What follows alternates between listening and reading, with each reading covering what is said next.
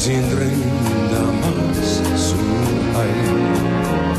Selleaastase loenduse andmetel elutseb Läänemeres umbes 20 000 hallhüljest.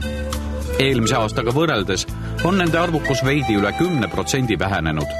Ilmselt on ikkagi tegevist inimese väga olulise sekkumisega Läänemere keskkonda, ehk siis inimmõju otseselt või kaudselt ja arvatavasti siin saaks mainida siis nii merereostust kui ka äärmiselt suurt hüljeste kaaspüüki siis kalapüünistes. See on nii suur arv, mida me ei oskagi ette kujutada ja me seda täpselt ei tea, aga tema viljad ilmselt kajastuvad ka hüljeste arvukuses täna.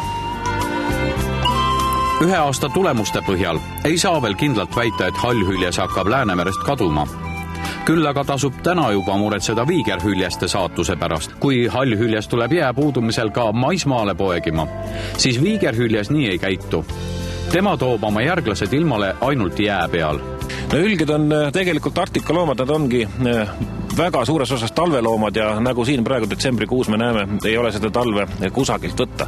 Nii et pikas lõikes on talved nendele kahjulikud, soojade talvedega sünnivad põlvkonnad on nõrgemad ja nüüd, kui meil on need soojasid talvesid olnud juba praktiliselt 2 aastakümmet, siis ma arvan, et ka nendel on panus või mõju selle hüljeste arvukuse vähenemisse, eriti mis puudutab viigerhüljest Läänemeres, sellepärast, et temal on seda jäänd ja lund väga palju vaja.